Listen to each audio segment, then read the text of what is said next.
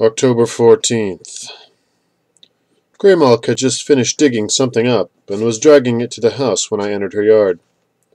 I brought her up to date on last night's events, and while she cautioned me never to trust a bat, she acknowledged the seriousness of the threat presented by the vicar and his crew. Someone had apparently taken a shot at them from the top of a hill as she and Jill passed overhead last night, causing them to veer and experience an exciting moment or two near a chimney. When she had completed her task, Greymalk said, "There were a couple of things I wanted to talk to you about." "Go ahead." "First things first, then, I'd better show you this one." I followed her out of the yard. "A London police officer visited Constable Terence yesterday," she said. "Quicklime and I saw him go by on a chestnut mare." "Yes." "Later, Cheater saw the mare browsing in a field and mentioned it as something odd.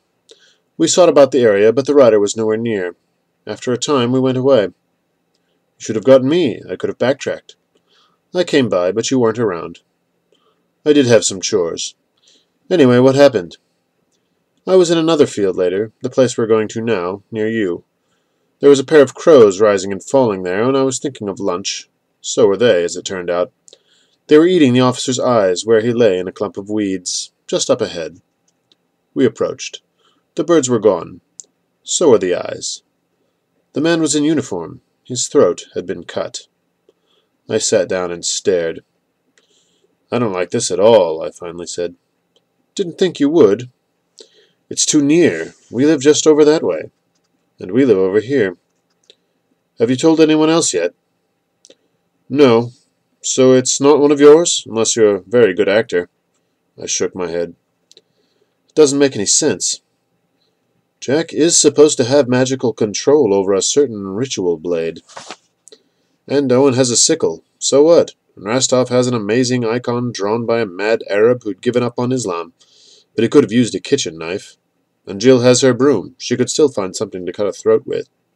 "You know about the icon?" "Sure, it's my job, keeping track of the tools. I'm a watcher, remember? And the Count probably has the ring, and the good doctor the ball. I think it's just a regular killing. But now we're stuck with a body in the neighborhood, and not just anybody. It's a policeman. There'll be an investigation, and face it, we're all suspicious characters with things to hide. We only plan to be here for a few weeks. We do as much as we can of the active stuff outside the area, for now. We try to stay relatively inconspicuous here, but we're all transients with strange histories. This is going to spoil a lot of planning." "If the body is found." "Yes. Couldn't you dig a hole, push it in, and cover it up, the way you do with bones, only bigger? They'd spot a new grave, once they start looking. No, we have to get it out of here." "You're big enough to drag it. Could you get it to that ruined church, push it down the opening?" "Still too near, and it might scare the Count into moving, for fear people will be poking around there." "So?" "I like knowing where he is. If he moves, we'll have to find him again." "The body," she said, interrupting an intriguing chain of speculation.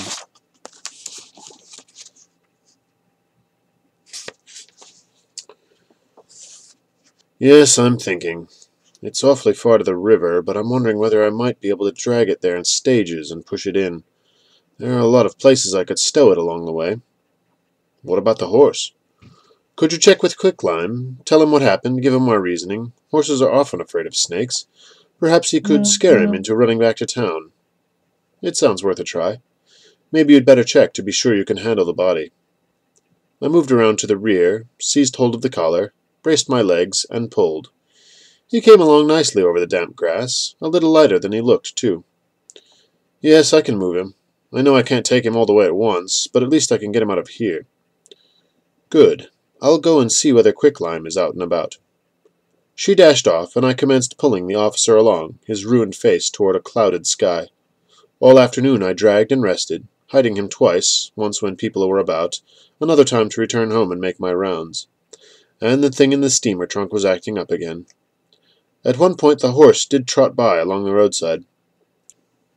I was bushed by evening, and returned home to nap and eat, leaving the corpse in a copse. I wasn't even halfway there yet.